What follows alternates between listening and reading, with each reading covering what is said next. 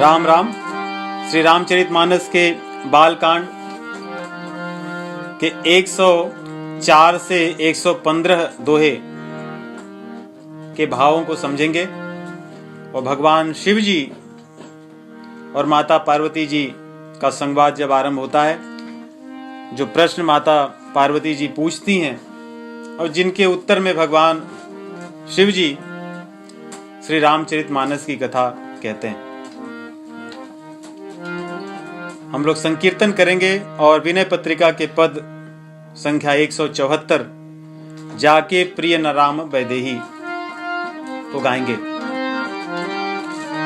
श्री सीतानाथ समारंभाम श्री रामानंदार्य मध्यमाम अस्मदाचार्य पर्यंताम वंदे श्री गुरु परंपराम। बंदौ तुलसी के चरण जिन कीन्हो जग काज, कलि समुद्र बूढ़त लख्यो प्रगट्यो सप्त जहाज।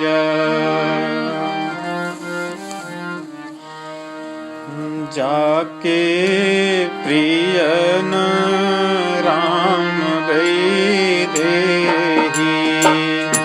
जाके प्रिय न राम वैदेही।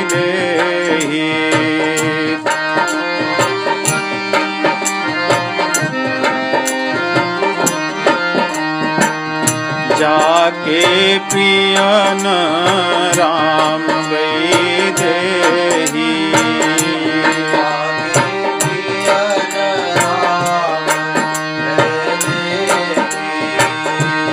जिसके सीता राम जी प्रिय नहीं है, वो स्वामी जी कहते हैं उस संबंध का क्या लाभ। तजिए ताही कोटि बैरी सम,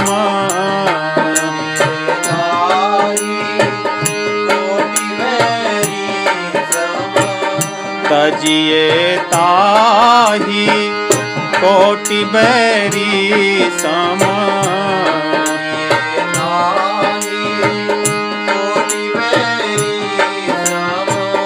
यद्यपि परम स्नेही, यद्यपि परम स्नेही। जाके प्रिय न राम वैदेही।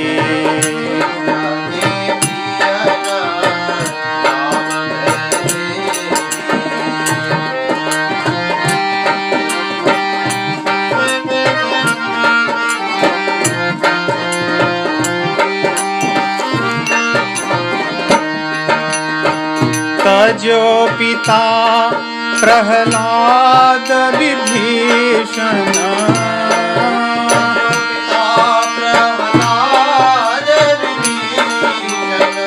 बंधु भरत महतारी, बंधु भरत महतारी। बलि गुरु तजो कंत ब्रज बनी तनी, बलि गुरु तजो कंत ब्रज बनी तनी। भय मुद मंगलकारी, भय मुद मंगलकारी। जाके प्रिय न राम वैदेही।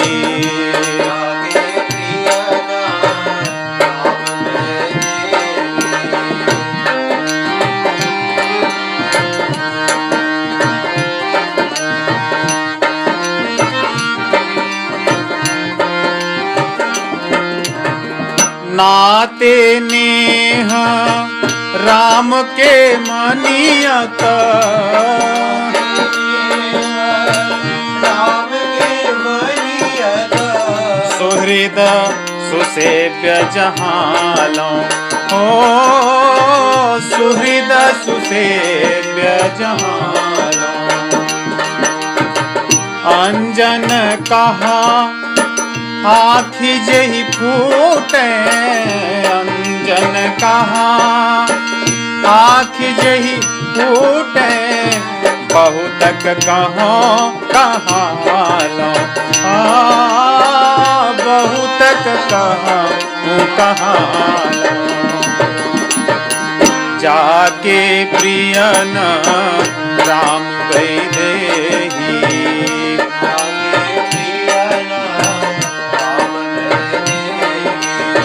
प्रहलाद जी ने अपने पिता को तज दिया। विभीषण अपने इतने धनवान और तीनों लोकों के ऊपर राज करने वाला जो राक्षस रावण था उसको तज दिया। भरत जी ने अपनी माता को तज दिया भगवान के लिए। बलि महाराज ने अपने गुरु शुक्राचार्य जी को त्याग दिया, उनकी बात नहीं माने क्योंकि वो भगवान के विपरीत आचरण की शिक्षा दे रहे थे। ब्रज की गोपिकाओं ने अपने पतियों की बात नहीं मानी, उनको तज दिया भगवान के लिए, और इन सभी का मंगल ही हुआ। जिन लोगों ने इनको तज दिया वे सभी मंगलकारी हो गए। गोस्वामी जी कहते हैं कि जो भी नाते हैं, संबंध हैं, वो राम जी के कारण ही अच्छे लगते हैं। राम जी के कारण ही उनमें प्रेम होता है तो कल्याणकारी होता है, अन्यथा क्या लाभ। जैसे कोई अंजन हो आंखों में लगाने वाला और उसके लगाने से हमारी आंख ही फूट जाए तो उस अंजन को क्यों लगाएं, उसको नेत्र में क्यों बसाएं। उसी प्रकार वे संबंध जिनको अपने हृदय में बैठाने से हमारा जीवन व्यर्थ हो, कल्याण न हो, उन संबंधों का क्या लाभ। और ये बात गोस्वामी जी तब लिखते हैं जब भगवान की परम प्रिय भक्ता मीरा जी के जीवन में कष्ट होता है। उनके पति राणा उनकी भक्ति के मार्ग में बाधक बनते हैं।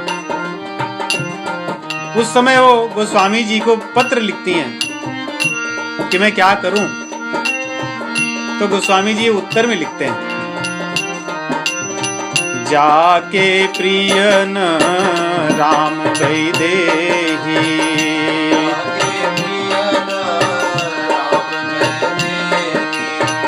जाके प्रियन राम वैदेही, जाके प्रियन राम वैदेही,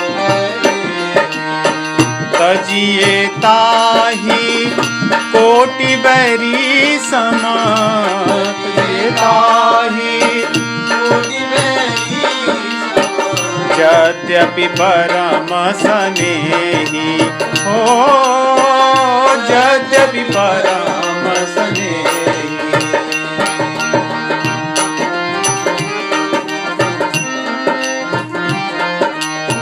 तुलसी सो सब भांति परम हित, तुलसी सो सब भांति परम हित, पूज्य प्राण ते प्यारो,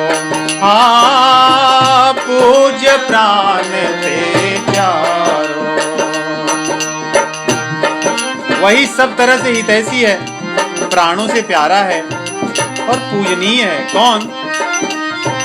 जो भगवान के चरणों में प्रेम करता है और हमें प्रेम करना सिखा देता है। जिस संबंध से भगवान के चरणों में प्रेम उत्पन्न हो जाए वही संबंध प्राणों से प्यारा है। तुलसी सो सब भांति परम हित, तुलसी सो सब भांति परम हित, पूज्य प्राण ते प्यारो, पूज्य प्राण ते प्यारो। जासो होय स्नेह राम पद, जासो होय स्नेह राम जासो होय स्नेह राम पद,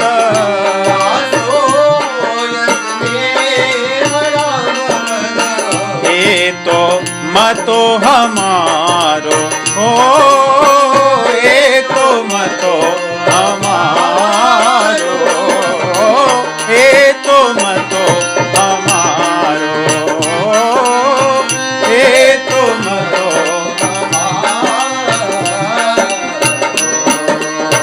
जाके प्रियन राम वैदेही,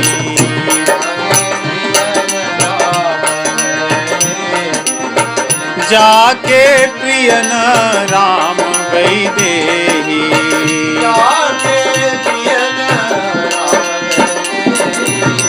तजिए ताहि कोटि बैरी सम, यद्यपि परम स्नेही, यद्यपि परम स्नेही, जाके प्रियन राम वैदेही,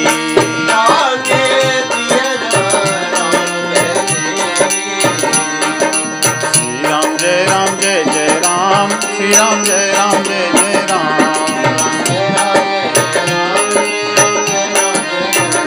श्री राम जय राम जय जय राम, श्री राम जय राम जय जय राम,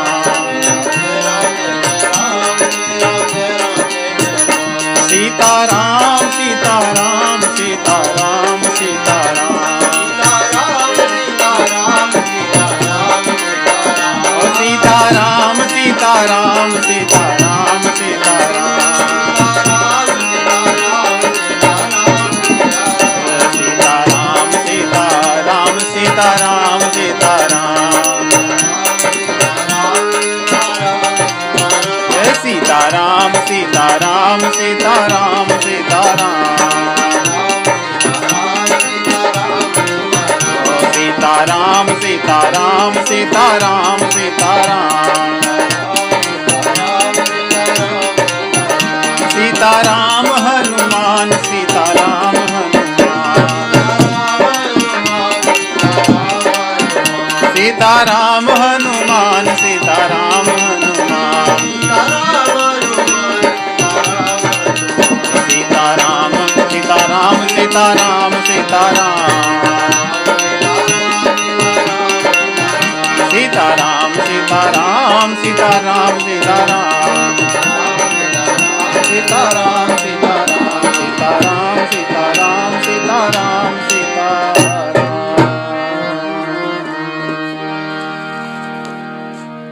तजिए ताहि कोटि बैरी सम, यद्यपि परम स्नेही।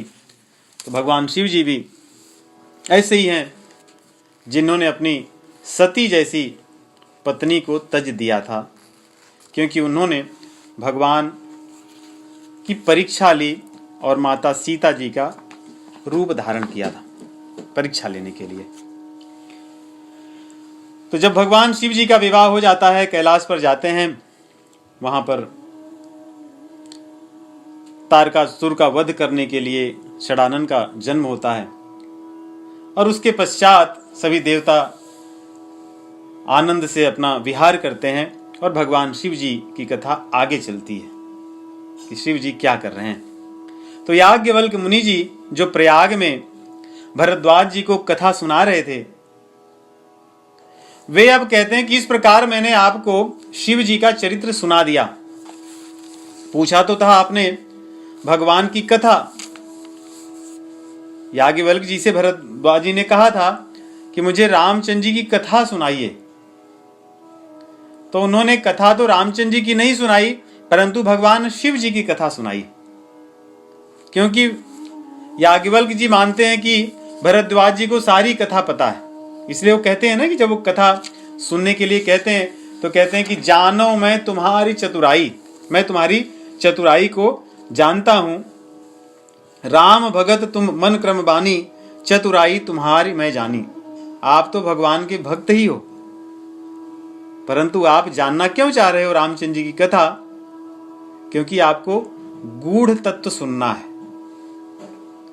कथा सुनना और कथा के गूढ़ तत्व को सुनना या जानना, दोनों में अंतर है। क्योंकि कथा तो व्यक्ति सुन लेता है, परंतु गूढ़ तत्व को सुनने के लिए अधिकारी बनना पड़ता है। तो अधिकारी भरद्वाज जी हैं या नहीं, इसको जानने के लिए याज्ञवल्क्य जी ने भगवान शिव जी की कथा कही। और जब उन्हें लग गया कि ये अधिकारी हैं, तब वे आगे की कथा सुनाएंगे।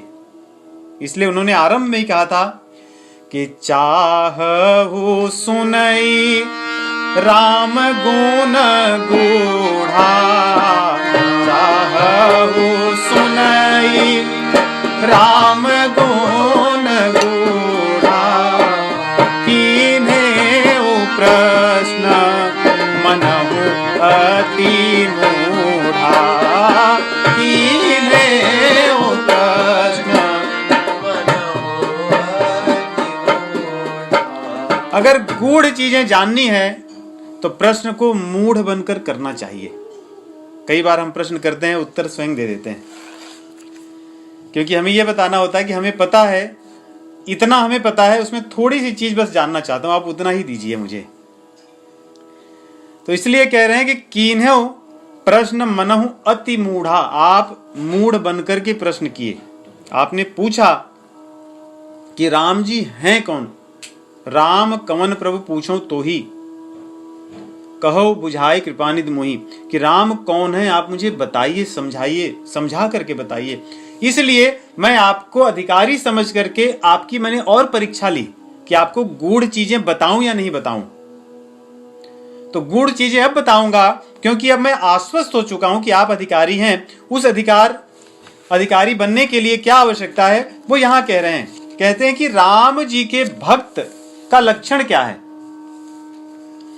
बिनु छल विश्व नाथ पद नेहु, बिनु छल विश्व नाथ पद नेहु, राम भगत कर लक्षण एहु, राम भगत राम जी के भक्तों का लक्षण है ये कि बिना छल मतलब स्वार्थ, बिना स्वार्थ के भगवान शिव जी के चरण कमलों में प्रेम, शिव जी के चरणों में प्रेम कुछ पाने के लिए नहीं, बिना छल से। यही भगवान के भक्तों का लक्षण है। वो मैं जानना चाहता था, क्योंकि शिव जी आशुतोष हैं, उनके भक्त तो बहुत हैं दुनिया में, लेकिन वे सब छली हैं, क्योंकि उन्हें कुछ चाहिए होता है। ऐसे लोग राम जी के भक्ति के अधिकारी नहीं हैं। इसलिए मैं अब जान गया कि आप राम जी के भक्त हैं। शिव पद कमल जिन्हि रति नाही, शिव पद कमल जिन्हि रति नाही, राम ही ते सपने हो न सुहाई, राम ही ते सपने हो न सुहाई। जिनको भगवान शिव जी के चरण कमलों में निस्वार्थ प्रेम नहीं है, वे भगवान के भक्ति के अधिकारी नहीं है। ये कितनी बड़ी और यही गूढ़ बात है, क्योंकि गूढ़ चीजें समझने से ही हमें भक्ति मिलती है, हम अधिकारी बनते हैं। अधिकतर हमारा ध्यान यहां नहीं जाता। भगवान शिव जी परम वैष्णव हैं, वैष्णवों में सबसे श्रेष्ठ हैं। भागवत पुराण के 12 स्कंध में कहते हैं वेदव्यास जी, निम्न गानाम यथा गंगा, नदियों में जिस प्रकार गंगा है, निम्न गानाम यथा गंगा, देवानामच्युतो यथा, देवताओं में जैसे अच्युत हैं भगवान है, वैष्णवानाम यथा शंभु पुराणानामिदं तथा। जिस प्रकार नदियों में गंगा और देवों में भगवान हैं और वैष्णवों में भगवान शिवजी हैं, ये श्रेष्ठ हैं, उसी प्रकार ये पुराणों में श्रेष्ठ है।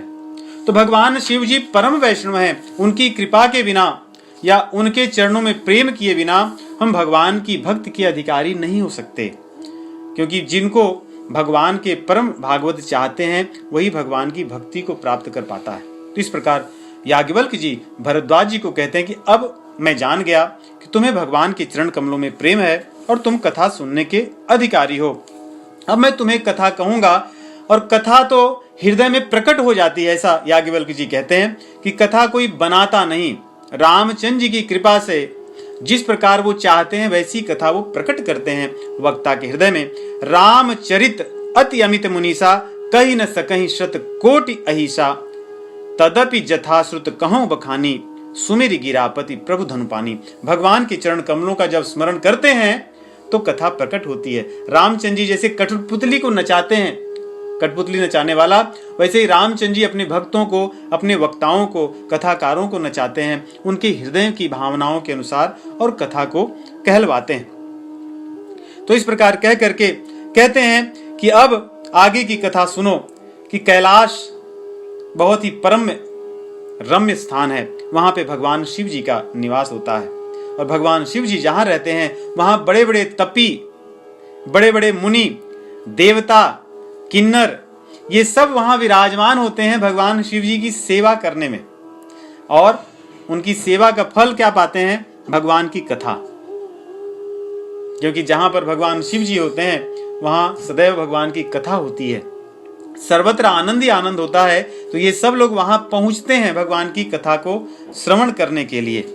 तो इस प्रकार कह रहे हैं कि वहां पर दुष्ट लोग नहीं जाते, जो भगवान से और हरि और हर से विमुख हैं, भगवान शिव जी से और हरि से जो विमुख लोग हैं, जो धर्म के विमुख चलने वाले लोग हैं, वे कैलाश पर नहीं जा पाते, या जहां पर कथा होती है वहां पर वो नहीं पहुंच पाते। तो भगवान शिव जी कैलाश पर विराजमान हैं। सभी सिद्ध लोग, मुनि लोग, तपस्वी लोग, देवता, किन्नर, सब लोग उनके आसपास सब बैठे हैं और सेवन कर रहे हैं कथा का और भगवान शिव जी की सेवा कर रहे हैं। आगे गोस्वामी जी लिखते हैं कि वहीं पर एक वट वृक्ष है। ये वट वृक्ष बहुत ही विशाल है, भागवत पुराण में इसका वर्णन आता है। कहते हैं ये 100 योजन ऊंचा है, इसकी शाखाएं 75 योजन फैली हुई हैं। ये विशाल वट वृक्ष है और इस वट वृक्ष के नीचे सर्वत्र आनंद ही आनंद होता है और यहीं पर भगवान शिव जी विराजमान होते हैं। तो एक बार कहते हैं कि एक बार भगवान शिव जी आए और वहां पर अपने हाथ से स्वयं अपनी आसन को लगा रहे हैं और आसन लगा करके बैठते हैं। नाग रिपुछाला, मृगशाल, बागंबर बिछा करके भगवान वहां पर बैठते हैं। वैसे भी जब आसन लगता है उन्हीं आसन हम सभी लोग को उपयोग करना चाहिए जप करने के लिए, ध्यान करने के लिए। और वैसे श्रेष्ठ तो मृग चर्म होता है, बाघ का चर्म होता है, वो तो हमें मिलेगा नहीं, उस योग्य तो नहीं है और कलयुग में वैसे भी नहीं मिलेगा। इसलिए उन्हीं आसन को लगा करके जप ध्यान करना चाहिए। तो भगवान शिव जी यहाँ बैठे हैं विराजमान। सुंदर कुंद इंदुदर गौर शरीरा, सुंदर शरीर, जैसे शंख कितनी चिकनी होती है, श्वेत होती है, वैसे ही भगवान शिव जी का जो रंग है शंख के समान श्वेत तो है, चिकना है, और इंदु के समान, चंद्रमा के समान उसमें चमक है, आभा है। और इंदु का जो पुष्प है उसकी जो श्वेत कांति है और उसमें जो सुगंध होती है, वैसे उनके शरीर से सुगंध निकल रही है। और भगवान विराजमान है आशुतोष अपने आसन पर, जिसको उन्होंने सोचिए, उनकी विनम्रता देखिए, उनके तप को देखिए, गोस्वामी जी लिखते हैं कि यहाँ पे इतने सेवक उपस्थित हैं, सिद्ध तपोधन जोगी जन सुर किन्नर नर मुनि वृंद, बसहि तहां सुकृति सकल सेवहि शिव सुख कंद। भगवान की सेवा करने के लिए इतने लोग विराजमान हैं, परंतु अपने हाथ से अपने आसन को बिछा रहे हैं और अपने हाथ से अपने आसन को बिछा करके वहां पर बैठते हैं। जटा मुकुट सुशोभित हो रहा है,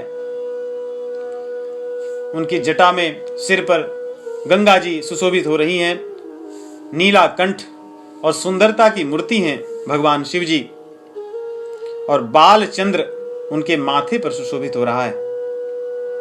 बड़ा सुंदर वातावरण है और ऐसे शांत होकर के अपनी समाधि में बैठे हैं। गोस्वामी जी लिखते हैं, बैठे सोह काम रिपु कैसे, धरे शरीर शांत रस जैसे। ऐसा लग रहा है कि शांत रस ही शरीर धारण करके वहां विराजमान हो गया है और भगवान शिव जी अपनी समाधि में बैठे ऐसे लग रहे हैं, शांत हैं एकदम। काम के जो शत्रु हैं वे भगवान शिव जी समाधि मुद्रा में विराजमान हैं, अपने ध्यान में आनंद में मस्त हैं। और माता पार्वती जी ऐसे अवसर को देखती हैं और जा करके उनके पास वाम भाग में आसन पाती हैं। पार्वती भल अवसर जानी, गई शंभु पहि मातु भवानी।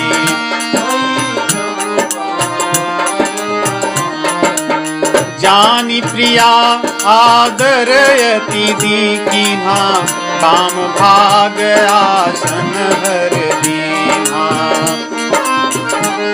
भगवान शिव जी ने अपने वाम भाग में उनको बैठाया।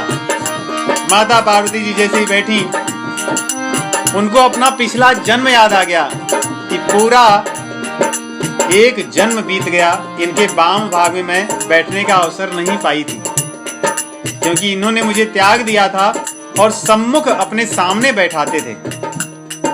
अब पुनः अवसर मिला है वाम भाग में बैठने का, इसलिए उनको पूर्व जन्म की कथा याद आ गई। और जब उन्होंने देखा कि भगवान शिव जी बड़े प्रसन्न हैं, तो उनसे प्रसन्न चित्त होकर के मुस्कुरा करके कहती हैं कि हे नाथ, मुझे वो कथा सुनाइए जिससे सभी लोगों का, सभी संसार के जनों का कल्याण होगा। कथा सो सकल लोक हितकारी, सोई पूछन चह शैल कुमारी। विश्वनाथ मम नाथ पुरारी, त्रिभुवन महिमा विदित तुम्हारी।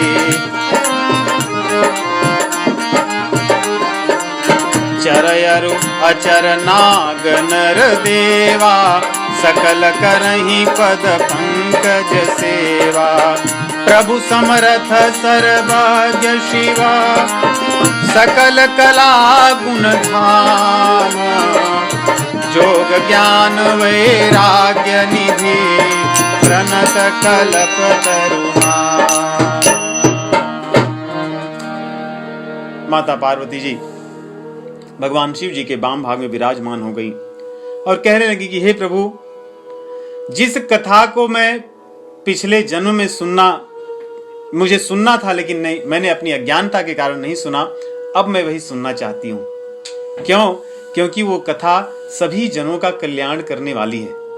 आप मुझे कृपा करके सुनाइए। आप तो विश्व के नाथ हैं, इसलिए विश्व के कल्याण के लिए वो कथा सुनाइए।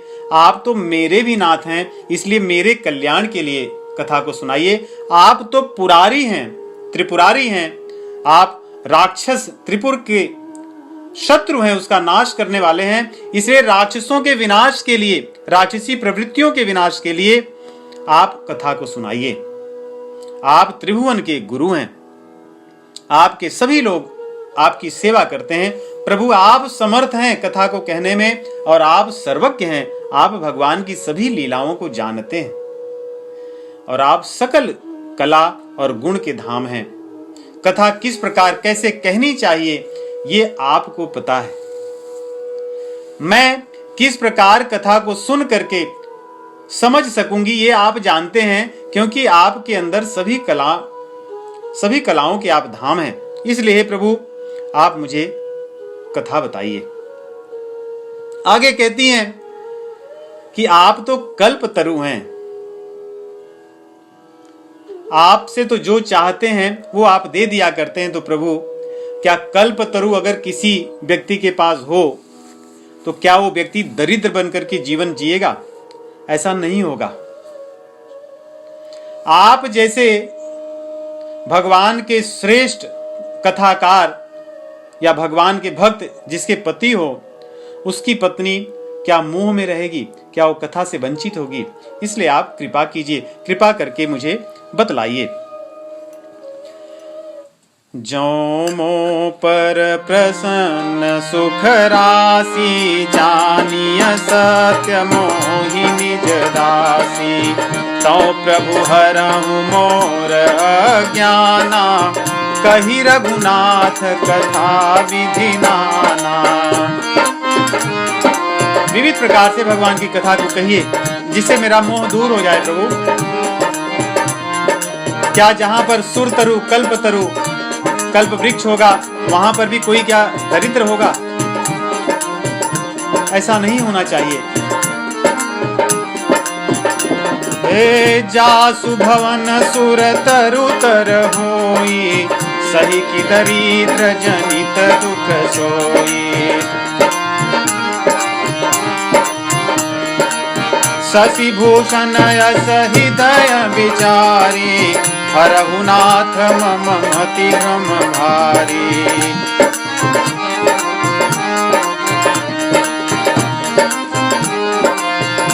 मैंने सुना है कि जो ऋषि मुनि हैं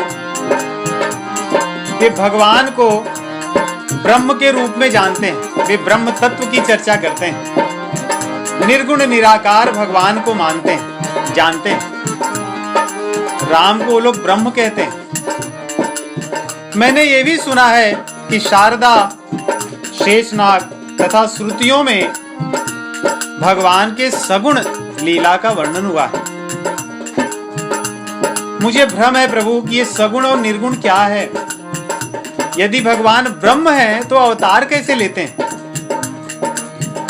और यदि वो सर्वज्ञ है तो फिर अवतार लेने के बाद में विरह में रोते कैसे हैं? उन्हें अज्ञानता कैसे होता है? आप मुझे समझाइए। यदि राम जी अयोध्या के नरेश दशरथ जी के पुत्र हैं तो फिर वो ब्रह्म कैसे हुए? मैं समझ नहीं पा रही हूं, आप मुझे समझाइए। क्योंकि आपने मुझे भगवान की कथा बहुत सुनाई है और मैंने अपने आंखों से भगवान की लीला को देखी। जब मैं उनकी परीक्षा लेने गई थी तब उन्होंने मुझे अपना स्वरूप दिखाया था, अपने ऐश्वर्य को दिखाया था। उसको देखने के बाद भी और आपके मुख से उनकी महिमा को सुनने के बाद भी मैं समझ नहीं पाई हूं, मैं भ्रमित हूं। इसलिए मुझे आप समझाइए। यदि राम जी दशरथ जी के पुत्र हैं तो ब्रह्म कैसे हुए, भगवान कैसे हुए? अगर वो ब्रह्म हैं, निर्गुण हैं, तो फिर वो किसी के पुत्र कैसे बने? जौ नृपतनयत ब्रह्म किनी, नारी बिरह मति भोरी। देखी चरित महिमा सुनत, भ्रमत बुद्धि अति मोरी। भ्रमति बुद्धि अति मोरी।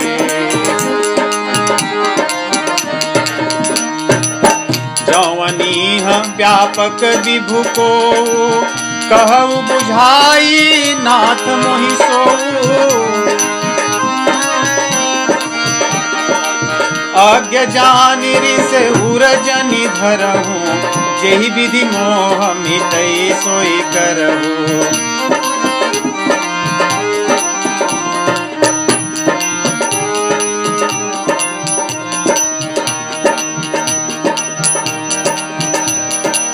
मैं बन दीख राम प्रभुताई, अति भय विकलन तुम ही सुनाई। तदपि मलिन मन बोधन आवा, सो फल भली भांति हम पावा।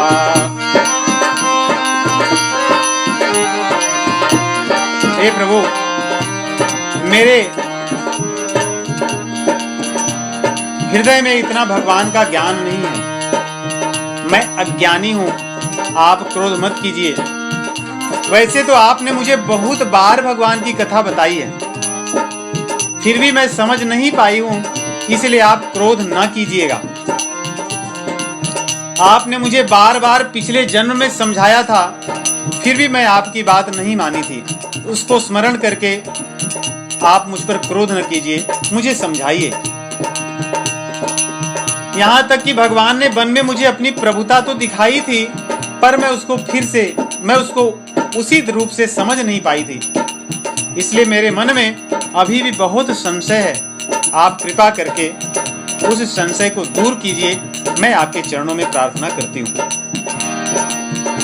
हाँ, एक बात और मैं कहूंगी कि जितनी अज्ञान में पहले थी उतनी नहीं हूं। अर्थात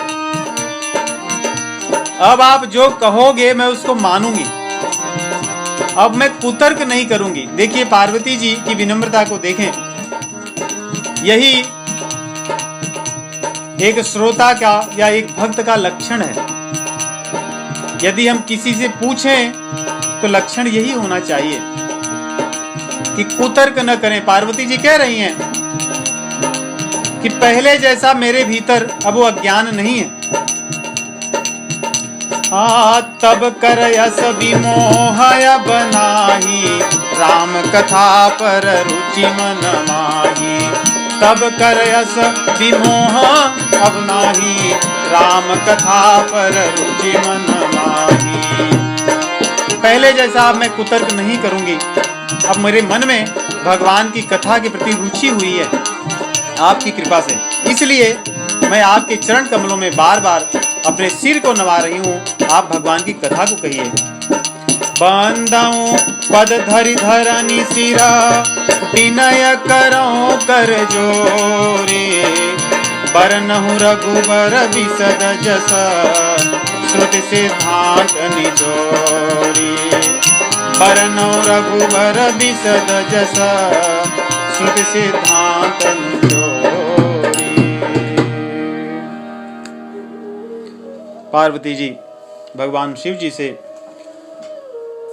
प्रश्न कर रही हैं और उन प्रश्नों के उत्तर को जानने के लिए भगवान शिव जी से प्रार्थना कर रही हैं। उनकी जो विनम्रता है गोस्वामी जी, ये हमारे लिए कह रहे हैं, हमारे लिए लिख रहे हैं। यही योग्यता है कथा के श्रवण करने की, यही योग्यता है भगवान के ज्ञान को प्राप्त करने की, जिसको भगवान श्री कृष्ण भगवत गीता में कहते हैं, तद विद्धि प्रणिपातेन परिप्रश्नेन सेवया उपदेक्ष्यन्ति ते ज्ञानम ज्ञानिनस् तत्त्वदर्शिनः। कि सेवा के द्वारा और परिप्रश्न के द्वारा और दंडवत प्रणाम करके संतों से भगवान के ज्ञान को जानना चाहिए। पार्वती जी यहाँ सब कर रही हैं, प्रश्न पूछ रही हैं, उनको दंडवत प्रणाम कर रही हैं और उनकी सेवा कर रही हैं। अपनी जो कमी है उसको पहले ही भगवान शिव जी के सामने वो रख रही हैं। कहती है, मैं अज्ञानी हूं, मुझ पर क्रोध मत कीजिएगा और मैं अधिकारी नहीं हूं। देखिए, कथा जब कोई व्यक्ति सुनता है या कथा करने वाला जब किसी को गूढ़ तत्व बताता है तो अधिकारी समझ करके ही बताता है। यदि कोई अधिकारी न हो तो उसको कथा नहीं बताई जाती। रामचरितमानस में ये चीज बार बार आई है। गोस्वामी जी लिखते हैं कि अधिकारी जानकर ही कथा कही जाती है। या कोई व्यक्ति बहुत आर्त हो उसको कथा कही जाती है। आर्त मतलब जो बहुत दुखी हो, दीन हो, दैन्यता जिसके भीतर हो, विनम्रता बहुत हो। या तो कोई व्यक्ति अधिकारी हो, उस योग्य हो, या उसके भीतर विनम्रता, दैन्यता, दीनता हो, या आर्त हो। कथा सुनने के लिए उसके कहते हैं कि उसके मन में उसके अतिरिक्त और कोई भाव ही ना हो कि आप कुछ भी करें, लेकिन मुझे कहिए, इस ज्ञान को मैं जानना चाहता हूं। और तीसरे अधिकारी वे हैं जिस पर कथा करने वाला या ज्ञानी व्यक्ति संत स्वयं दया करके दे दें कि नहीं, मैं तुम्हें देना चाहता हूं। ऐसे भी होते हैं। कई बार कोई अधिकारी व्यक्ति न भी हो, लेकिन संतों की कृपा उस पर हो जाए तो उसको भगवान का ज्ञान मिल जाता है। रामचरितमानस में आता है, जैसे यहां पे कहती हैं पार्वती जी भगवान शिव जी से, यद्यपि जो सीता नहीं अधिकारी, दासी मन क्रम वचन तुम्हारी। मेरे अंदर कोई अधिकार नहीं है, परंतु आपकी दासी तो हूं। मन क्रम और वचन से आपकी मैं सेविका हूं। हे प्रभु, मैंने सुना है कि गूढ़ से गूढ़ जो ज्ञान है वे तत्ववेत्ता छिपाते नहीं है। कब? यदि कोई अधिकारी मिल जाए या कोई आर्त मिल जाए, या जब उन पर वो दया कर दें। गूढ़ौ तत्व न साधु दुरावहि, आरत अधिकारी जह पावहि। आर्त और अधिकारी की यहाँ बात करती हैं और अगली चौपाई में दया की बात करती हैं कि मान लो मैं अधिकारी नहीं हूं तो क्या हुआ, आर्त तो हूं।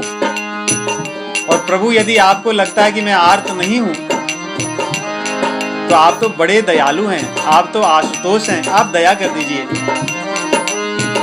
अति आरती पूछऊं सुर राया, रघुपति कथा कहु करि दाया। रघुपति की कथा को आप दया करके कह दीजिए, आप मत छिपाइए।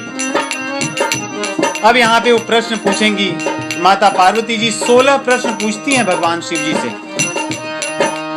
इन 16 प्रश्नों के उत्तर को भगवान शिव जी कहेंगे। प्रश्न क्या क्या है देखते हैं हम लोग। प्रश्न आरंभ होता है,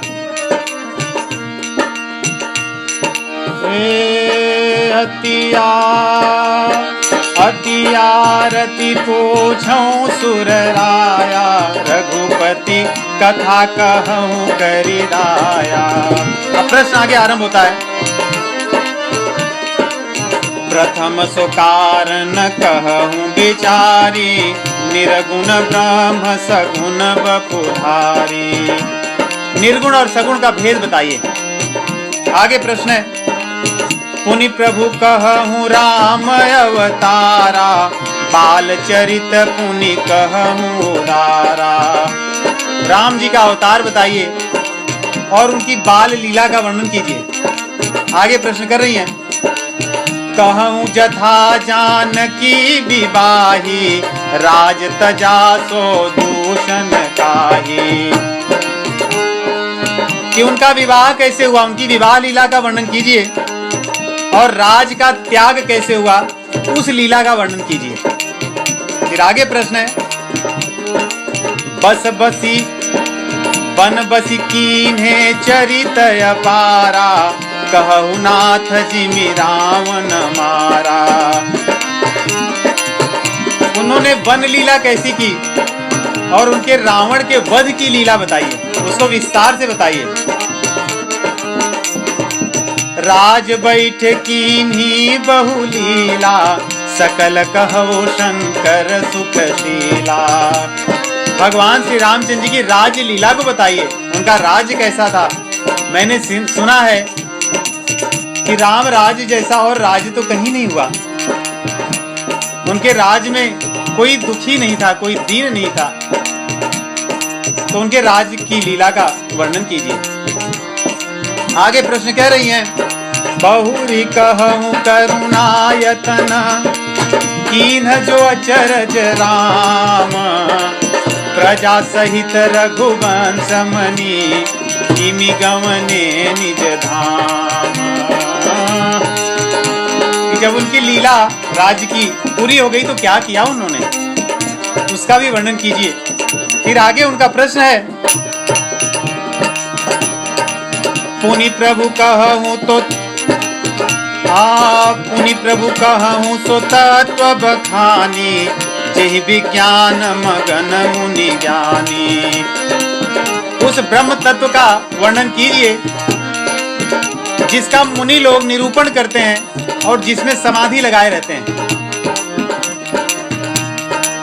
आगे उनका प्रश्न है, भगति ज्ञान विज्ञान विरागा, पुनि सब बरन सहित विभागा। प्रभु भक्ति का वर्णन कीजिए, ज्ञान का वर्णन कीजिए, विज्ञान का वर्णन कीजिए भगवान, और वैराग्य का वर्णन कीजिए। इसके अतिरिक्त दो और चीजें हैं उनके प्रश्न में। कह रहे उनका प्रश्न देखिए, और राम रहस्य अनेका, कहूँ नाथ अति विमल विवेका। और कुछ रहस्य वाली बातें बताइए। जैसे देखिए, रहस्य की लीलाएं भगवान की हैं। जो सीता माता जी का त्याग है, ये रहस्य है। सीता जी का अग्नि में प्रवेश और उनकी अग्नि परीक्षा, ये रहस्य है, ये सभी नहीं जानते।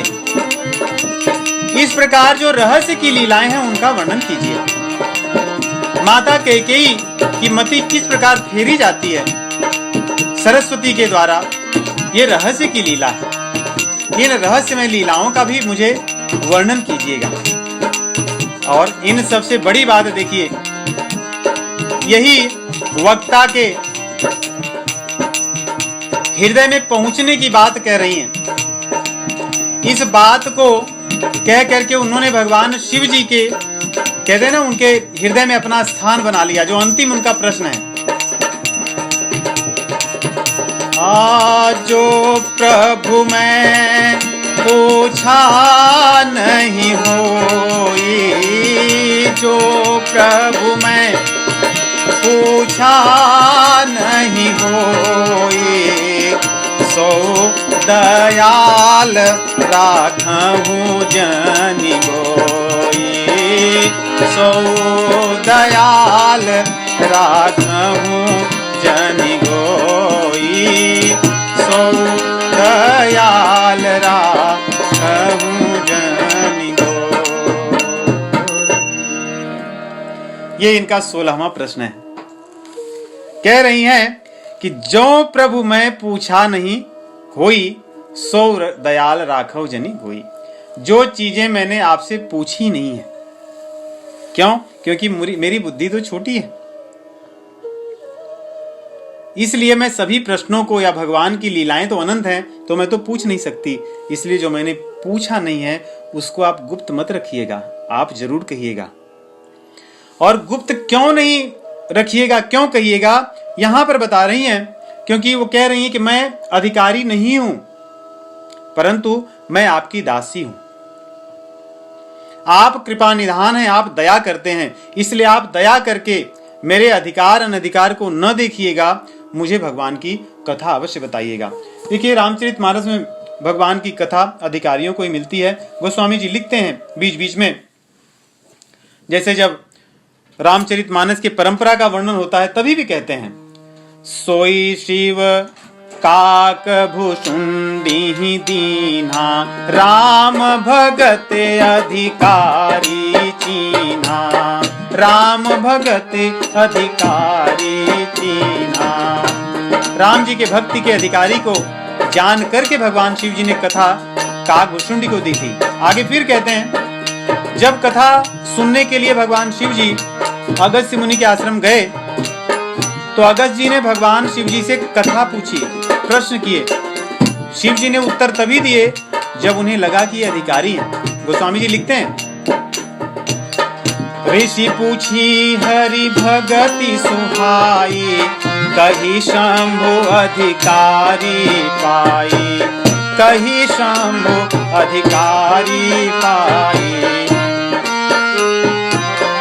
और काकभुषुंडी जी प्रेम को देख करके अधिकारी मानते हैं। इसलिए काकभूषुंडी जी जब गरुड़ जी को कथा कहते हैं तो उसके बाद में उनको कहते हैं कि मैंने तुम्हारे भीतर भगवान के प्रेम को देखा था, इसीलिए कहा, इसलिए मैंने तुम्हें अधिकारी मान लिया। तब मन प्रीति देखे अधिकाई, तब मैं रघुपति कथा सुनाई।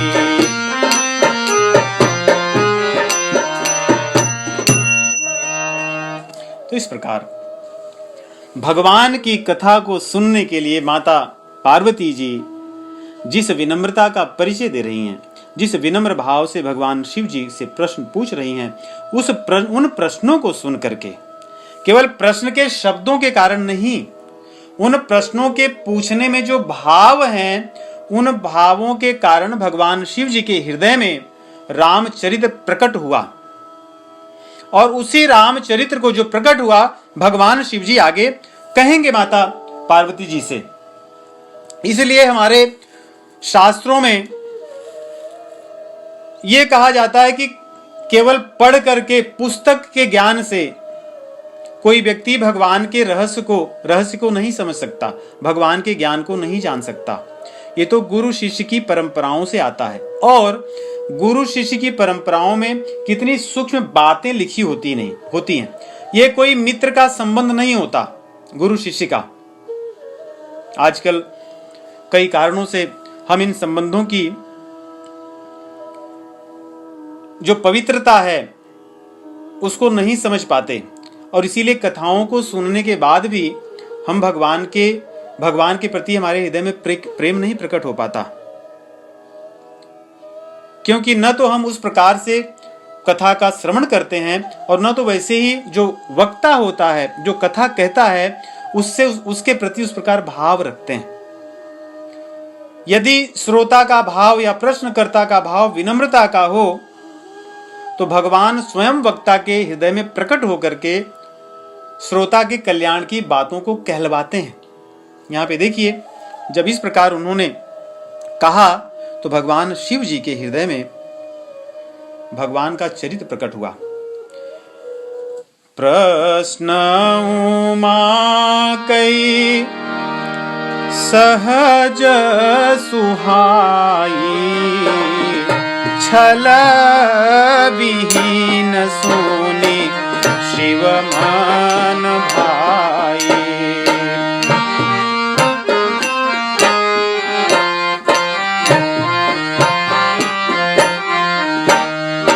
हरहिया राम चरित सब आए, प्रेम पुलक लोचन जल छाए। भगवान का चरित्र शिव जी के हृदय में प्रकट हो गया और रामचंद्र जी प्रकट हो गए। श्री रघुनाथ रूप उर आवा, परमानंद अमित सुख पावा।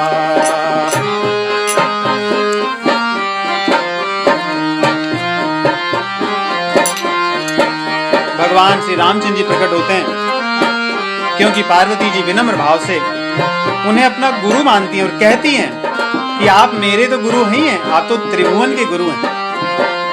क्योंकि गुरु भाव के बिना कथा श्रवण नहीं हो सकती और शिष्य भाव के बिना उस कथा का हम जीवन में प्रयोग नहीं कर सकते।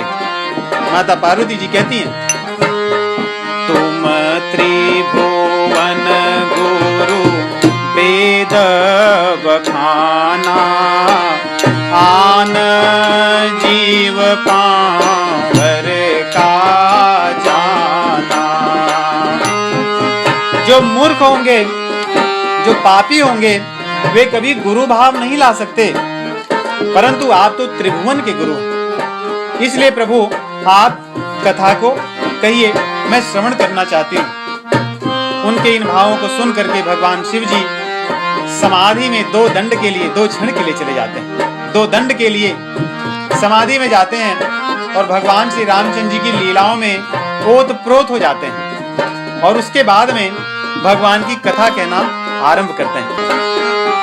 कहना आरंभ करते हैं, पहले यही कहते हैं, निर्गुण और सगुण की बड़ी सूक्ष्म बात कहते हैं।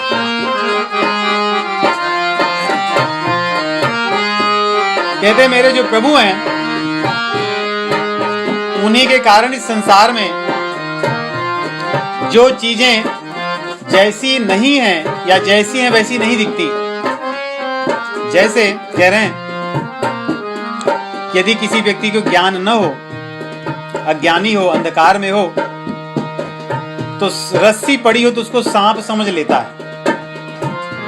वैसे ही संसार में जो जीव है, इस संसार को संसार की तरह नहीं देखता, इस संसार को अपने अज्ञानता के कारण अपना मान लेता है।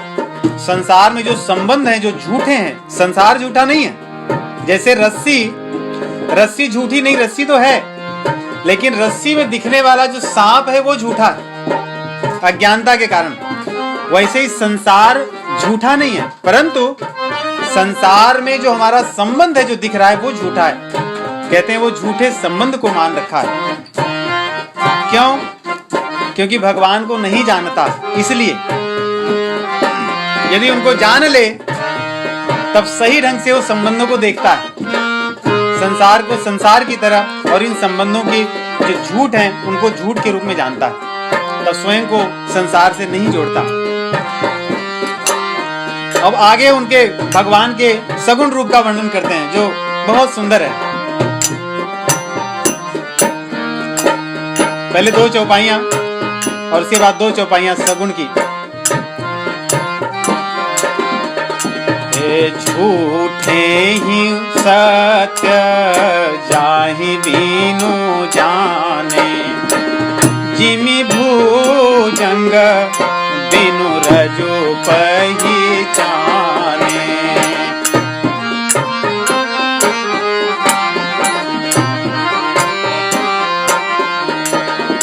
जेहि जाने जग जाई हेराई, जागे जथा सपन भ्रम जाई।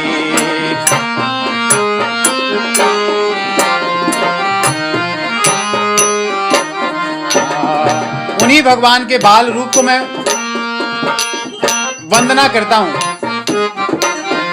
क्योंकि वे मेरे आराध्य देव हैं। बंदो बाल रूप सोई रामू, सब विधि सुलभ जपत जिसु नामो। मंगल भवन अमंगल हारी, द्रवंश दशरथ अजिर बिहारी। वे भगवान जो मंगल के भवन और अमंगल को हरने वाले हैं, महाराज दशरथ जी के आंगन में विचरने वाले जो प्रभु हैं, वो मुझ पर कृपा करें जिससे मैं उनकी कथा को कह सकूं। वे भगवान श्री रामचंद्र जी जिनका नाम लेने से सभी दिशाओं में मंगल हो जाता है, सभी सिद्धियां प्राप्त हो जाती हैं, सभी सिद्धियां सुलभ हो जाती हैं, ऐसे भगवान श्री रामचंद्र जी के बाल स्वरूप की मैं वंदना करता हूँ।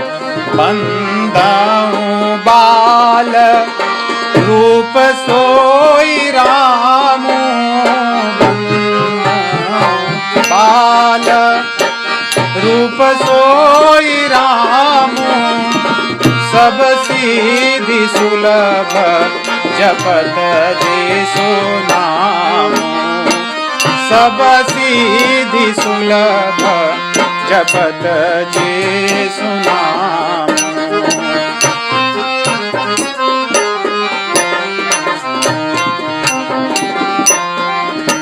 अमंगल भवन मंगल हारी, मंगल भवन मंगल हारी, द्रवहु सो दशरथ अजिर बिहारी।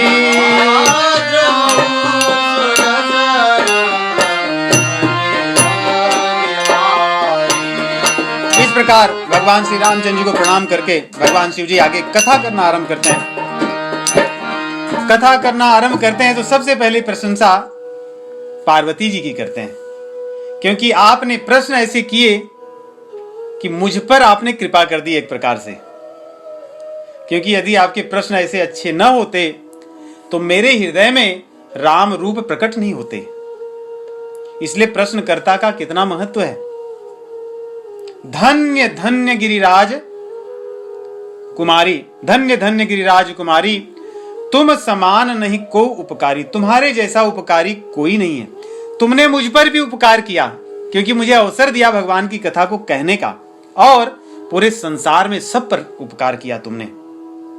क्योंकि यदि तुमने प्रश्न न पूछे होते तो मैं कहता क्या। और तुमने प्रश्न ऐसे पूछे कि तुम्हारे एक एक प्रश्नों के उत्तर जब मैं बताऊंगा तो मेरे जो गूढ़ चीजें जो मेरे हृदय में हैं वे भी मैं प्रकट करूंगा। जो चीजें सब नहीं जानते, जो छिपी हुई रहस्यमय चीजें हैं, उसको भी मैं कहूंगा, क्योंकि तुमने प्रश्न इतनी विनम्रता से पूछा है। गूढ़ तत्व न साधु दुरामय, आरत अधिकारी जह पावै। तो मैं तुम्हें अधिकारी समझता हूं, मैं तुम्हें उन गूढ़ तत्वों को भी कहूंगा। इस प्रकार कह के भगवान शिव जी कहते हैं कि हे पार्वती, तुम्हारे मन में कभी मोह भ्रम संदेह नहीं हो सकता, परंतु जगत के कल्याण के लिए तुम इस प्रकार प्रश्न पूछ रही हो। ऐसा कह करके भगवान कहते हैं कि एक चीज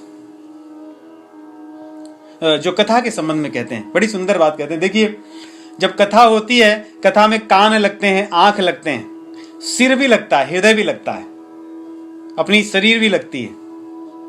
यदि हम कथा में केवल बैठे रहें तो कान में न सुने तो कोई अर्थ, ऐसे कानों का कोई अर्थ नहीं है। इसलिए कह रहे हैं कथा को सुनने जाएं तो कान में कथा जाए, अर्थात उस कथा को धारण करें, कुछ और न सुने। जैसे सती माता जी पिछले जन्म में अगस्त्य जी के यहां सुनी थी, ऐसे कथा नहीं सुनना। इसलिए भगवान शिव जी कहते हैं कि जिनके कान कथा नहीं सुनते वो सांप की बील के समान है। और कथा सुनने जाएं तो नेत्रों का भी उपयोग हो, नेत्रों से संतों के दर्शन करें, जो कथा कर रहे हैं उनका हम दर्शन करें। क्योंकि जब दर्शन नहीं करेंगे, दर्शन का कई अर्थ होता है। एक तो दर्शन सही ढंग से करें, जो कथा कह रहे हैं उनके प्रति दृष्टि हम अपनी अच्छी रखें, हमारी दृष्टि उनके प्रति बुरी ना हो, हमारे मन में उनके लिए सम्मान हो, भाव हो। इसलिए कह रहे हैं कि जिन्होंने संतों के, यहां भगवान के दर्शन की बात नहीं कर रहे हैं, कह रहे हैं जिन्होंने संतों के दर्शन नहीं किए उनके नेत्र मान लो मोर के पंख के जो नेत्र होते हैं वैसे हैं, जैसे मोर के पंख में भी नेत्र होता है। और जिसकी सिर अगर कथा में जाए, जो गुरु हैं, संत हैं, उनके चरणों में सिर न झुके, कहते हैं ऐसा सिर तुमड़ी के समान है। लौकी का जो होता है ना, जो लौकी जो गोल वाली होती है, और वो भी कैसी, कड़वी लौकी के समान, जिसका कोई न तो खाने में उपयोग है न तो बाद में। जैसे लौकी अच्छी होती है तो खाने के काम आ जाती है, और बाद में वो पानी वगैरह के लिए, जैसे संत लोग उपयोग किया करते थे, तुमड़ी कमंडल के रूप में। कहते हैं जो जिसका सिर कथा में जाकर संत के चरणों में न झुका, उसका सिर मान लो कड़वे लौकी के समान है, तुमड़ी के समान है। और कथा को सुन तो लिया, लेकिन हृदय में कथा जाकर के भगवान के प्रति प्रेम नहीं उत्पन्न की, तो कहते हैं उसका मान लो जीवित नहीं, वो तो मृत के समान है। क्योंकि जैसे मृत शरीर में हृदय नहीं होता, चेतना नहीं होती, वैसे वो प्राण रहित व्यक्ति है, जिसके हृदय में कथा सुनने के बाद में भी परिवर्तन न हो, भगवान के प्रति भाव न हो, प्रेम न उत्पन्न हो, भक्ति न उत्पन्न हो। और ये सब होने के बाद कथा सुन भी लिए, दंडवत प्रणाम भी किए, संत के दर्शन भी किए, भगवान के प्रति भाव भी आए, और भगवान के नाम न जपें और उनके गुण को न गाएं तो यहाँ कह रहे हैं, तो मान लो उसकी जो जिह्वा है वो मेढक के जीभ के समान है। जैसे मेढक टर टर करता है, किसी को नहीं अच्छा लगता, और उससे वो अपनी मौत को बुलाता है। सांप आता है और उसको खा जाता है। अगर वो टर टर न करता तो कम से कम बचे भी रहता। तो कहते हैं जो व्यक्ति ये सब करके भी भगवान के गुणगान नहीं करता, उनके नाम को नहीं जपता, वो उसकी जिह्वा मेढक के जीभ के समान है। और जो प्रसन्नता जिसके हृदय में भगवान की कथा को सुनकर नहीं होती, वो पत्थर के समान उसका हृदय है। इस प्रकार भगवान की कथा को सुनने के लिए जो लोग जाते हैं उनकी बात कह रहे हैं। अर्थात पार्वती जी को सावधान कर रहे हैं कि कथा मैं कहने जा रहा हूं, तुम इन चीजों का ध्यान रखना, ये सब चीजें होनी चाहिए। जिन हरि कथा सुनी नहीं काना, श्रवण रंग अहि भवन समाना। नयन निशांत दरस नहीं देखा, लोचन मोर पंख कर लेखा। ते सिर कटु तोम्बरी समतूला, जेनन मत हरि गुर पद मूला। जिन हरि भगति हृदय नहीं आनी, जीवत शव समान ते प्राणी। जो नहीं करई राम गुण गाना, जीह सो दादुर जीह समाना। जीह सो दादुर जीह समाना।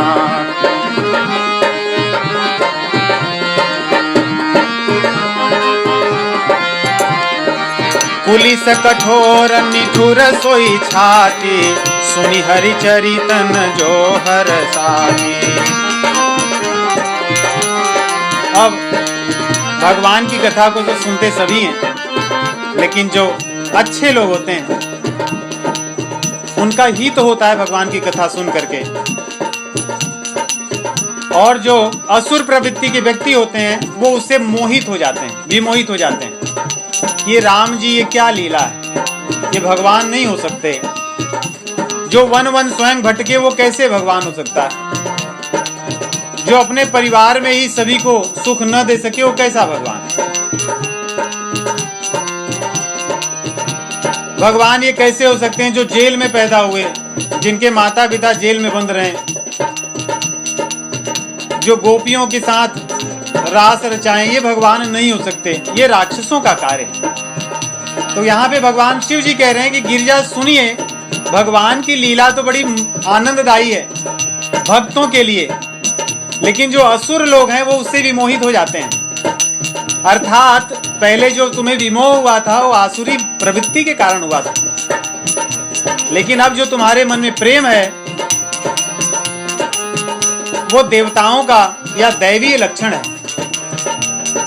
दूसरी ये कि भगवान की जो लीला होती है उसमें देवताओं का हित होता है, देवताओं की रक्षा के लिए भगवान आते हैं और असुरों के विनाश के लिए आते हैं। तो भगवान की कथा, भगवान की लीला भक्तों के लिए, देवताओं के लिए सदैव आनंददायी है और असुरों के लिए, राक्षसों के लिए सदैव कष्टदायी है।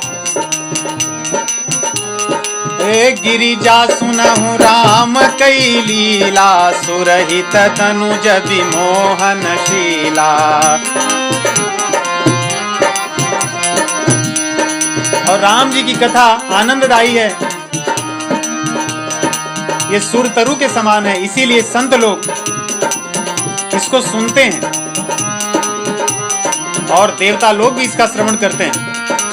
राम कथा सुरधेनु सम, सेवत सब सुखदानी। सत समाज सुरलोक सब, हो न सुनई अस जानी।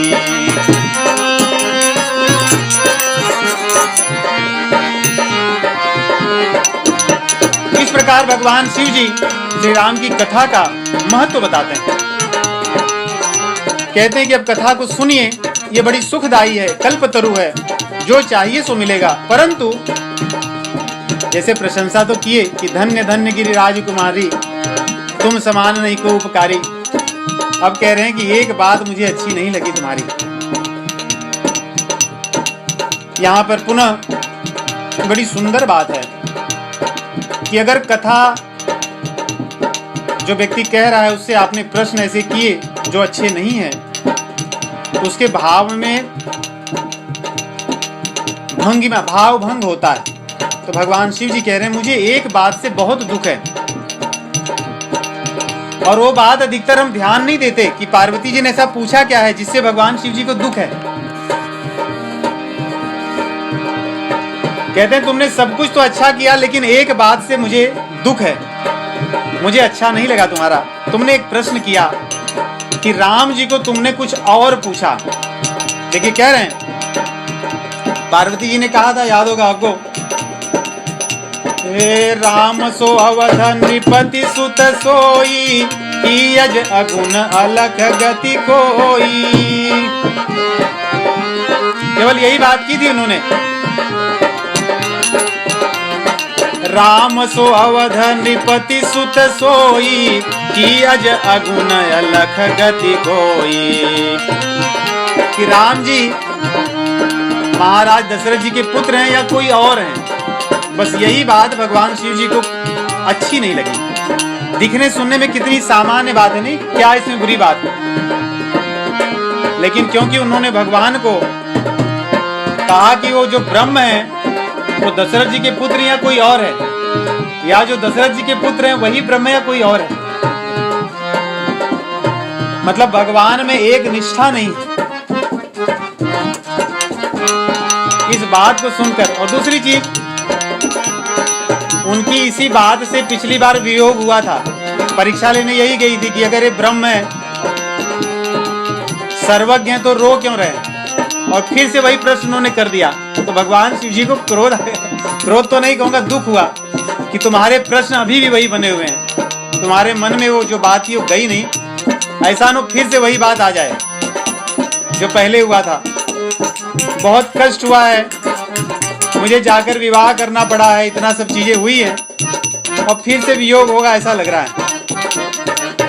एक बात नहीं मोहि सुहानी, जदप मोह बस कहेउ भवानी, तुम जो कहा राम को आना, जय श्रुति गाव धरहि मुनि ध्याना।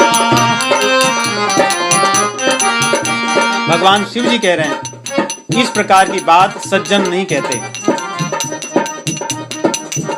एक बार उन्होंने प्रशंसा की, परंतु देखिए एक बात से उन्हें दुख हुआ, कैसे कठोर शब्द पार्वती जी को कह रहे हैं।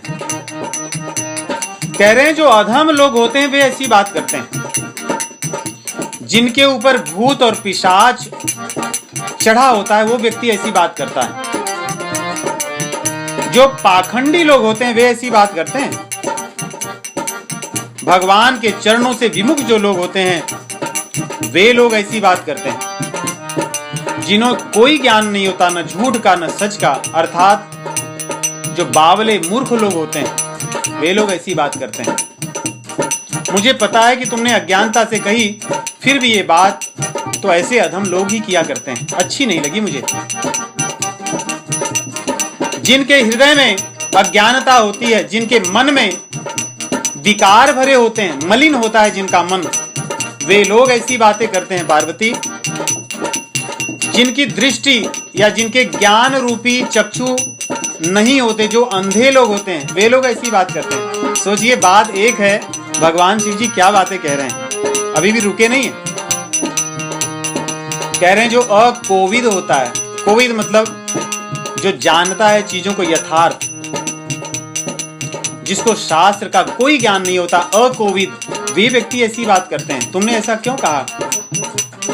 जो लंपट होते हैं, विषय में लगे हुए, विषय भोगी लोग ऐसी बात करते हैं, कपटी लोग ऐसी बात करते हैं, और जो व्यक्ति कुटिल होता है, जो सरल नहीं होता, उसके मुख से ऐसी बात आती है। पार्वती तुमने तो सत्संग बहुत किया है, परंतु जो लोग सपने में भी सत्संग नहीं करते वे लोग ऐसी बात करते हैं। तुमने तो इतना सत्संग किया, तो तुमने ये बात पूछी कैसे? मुझे अच्छी नहीं लगी। कहते हैं ये बात वेदों के असम्मत है, वेद के विरुद्ध है ऐसा सोचना, ऐसा कहना कि दशरथ के जो पुत्र हैं वे वो भगवान नहीं हैं, ऐसा सोचना वेद के विरुद्ध है। क्योंकि यदि जो वेद पढ़ते हैं, वेदों में लिखा गया है कि दशरथ के जो पुत्र हैं वही ब्रह्म है। जिनको अपने जीवन में लाभ और हानि का ज्ञान नहीं होता वे लोग ऐसी बात करते हैं। पार्वती तुम ऐसी बात क्यों की? मुझे समझ में नहीं आता। मैं जानता हूं कि तुमने अज्ञानता से की, इसलिए ऐसी की। जो लोग माया के अधीन होते हैं, जिनकी बुद्धि माया से हर ली गई होती है, माया अपहृत ज्ञाना, भगवान कहते हैं भगवत गीता में, आसुरीम भाव माश्रिता, ऐसे लोग ऐसी बात करते हैं। जिनके ऊपर भूत पिशाच होता है, जो सोच समझकर बात नहीं करते। देखिए, लाभ और हानि की बात भगवान कह रहे हैं। रामचरितमानस में लाभ हानि की बात आती है कि लाभ और हानि क्या है। जिसको लाभ हानि का ज्ञान होगा वो ऐसी बात नहीं करेगा। लाभ की किछु हरि भगति समाना, जेहि गावहि श्रुति संत पुराना। लाभ भगवान की भक्ति से बढ़कर और क्या है। पुराणों में, शास्त्रों में, वेदों में तो कहा गया है कि लाभ यही है मनुष्य के लिए, और हानि क्या है वो भी कही गई है। हान की जग यही सम किछु भाई, भजियन राम ही नर तनु पाई। नर शरीर पा करके राम जी को न भजे, इससे बड़ी हानि क्या है। क्या तुम्हें ये ज्ञान नहीं था जो तुमने ऐसा प्रश्न किया मुझसे। हान की जग यही सम किछु भाई, भजियन राम ही नर तनु पाई। इसलिए हे पार्वती, तुम्हारी बात सुन करके मुझे बहुत दुख हुआ, लेकिन मैं ये समझूंगा, तुम्हारी बात को न सुनूंगा, ऐसे मान के इसको ध्यान में नहीं रखूंगा कि मान लूंगा कोई भूत पिशाच बोल रहा हो। और सोचिए, पार्वती जी को कह रहे हैं जैसे भूत पिशाच पागल व्यक्ति बोले, उसकी बात को कोई ध्यान नहीं देता, मैं ऐसे ही मान के तुम्हारी बात को छोड़ दे रहा हूं। क्योंकि अगर ऐसा न मानूं तो मुझे बहुत क्रोध आएगा। तुमने मुझे पहले से प्रार्थना की है कि अज्ञ जान ऋषि उर्जन धरहूं, कि मेरे ऊपर क्रोध मत कीजिएगा। इसलिए मैं आपको बातुल भूत विकल मतवारे मान करके छोड़ देता हूं। क्योंकि ऐसी वचन तो वही लोग करते हैं। देखिए कितनी कठोर बात कह रहे हैं, लेकिन पार्वती जी इन बातों को सुनकर क्रोधित नहीं हुई,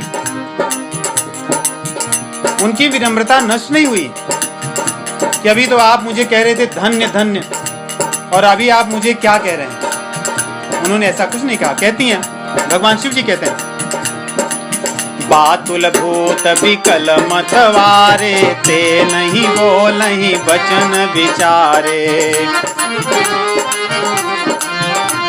जो बातुल हैं, बावले लोग हैं, भूत पिशाच लोग हैं, मत वाले हैं, मूर्ख लोग हैं, वे लोग बिना सोचे समझे बात करते हैं। और जो लोग पीने खाने वाले लोग, मदिरा आदि का पान करने वाले लोग, ऐसे लोग कुछ भी बोल देते हैं। जिन कृत महामोह मद पाना, तिन कर कहा करिय जनिकाना। ऐसे लोगों का वचन सुन के छोड़ देना चाहिए। एक कान से सुनो, दूसरे से निकाल दो, यही सोच करके मैं तुम्हारी इस बात को छोड़ देता हूँ। इसलिए हे पार्वती, अब आगे सुनो। अस निज हृदय विचारी, तजु संशय भजु राम पद। मैंने जो कुछ चीजें कही हैं, ऐसा सोचिए कि मूर्ख लोग ऐसी बात कहते हैं। ऐसा हृदय में धारण करके भगवान श्री रामचंद्र जी के चरणों में प्रेम करो और उनका भजन करो। और सुनिए, मेरी वाणी सुन करके, भगवान की कथा सुन करके तुम्हारा जो तम है, तम रूपी जो मोह है या भ्रम है, वो नष्ट हो जाएगा। सुनु गिरिराज कुमारी, भ्रम तम रवि कर बचन मम। सुनु गिरिराज कुमारी, भ्रम तम रवि कर बचन मम। इस प्रकार भगवान शिव जी कहते हैं, मुझे एक बात अच्छी नहीं लगी तुम्हारी, क्योंकि यदि कोई व्यक्ति वेद को पढ़ा होता तो भी ऐसी बात नहीं कह सकता था। ये वेद असम्मत बानी तुमने कही, कहाँ ही ते वेद असम्मत बानी, जिनके सूझ लाभ नहीं हानि। वेदों में भी कई स्थानों पर ये बातें आई हैं कि भगवान श्री रामचंद्र जी ब्रह्म है। राम एव परम ब्रह्म, राम एव परम तपः, राम एव परम तत्वम, श्री रामो ब्रह्मणा परम। भगवान श्री रामचंद्र जी से परे, परात पर कोई और ब्रह्म नहीं है। यही परात पर पर ब्रह्म भगवान श्री रामचंद्र जी हैं। और भी कई स्थानों पर आया है, चिन्मयेस्मिन् महाविष्णु, जाते दशरथे हरौ, रघोः कुलेऽखिलं राति राजते यो मही स्थितः। जो भगवान श्री रामचंद्र जी यही महाविष्णु हैं, यही परात्पर ब्रह्म है जो महाराज दशरथ जी के यहाँ अवतार लिए हैं। तो इस प्रकार भगवान शिव जी आगे श्री रामचंद्र जी की कथा कहना आरंभ करेंगे कि जो रामचंद्र जी हैं यही परात्पर ब्रह्म है, और यही कथा आरंभ होगी। अगली बार हम कथा का श्रवण करेंगे। सभी को राम राम।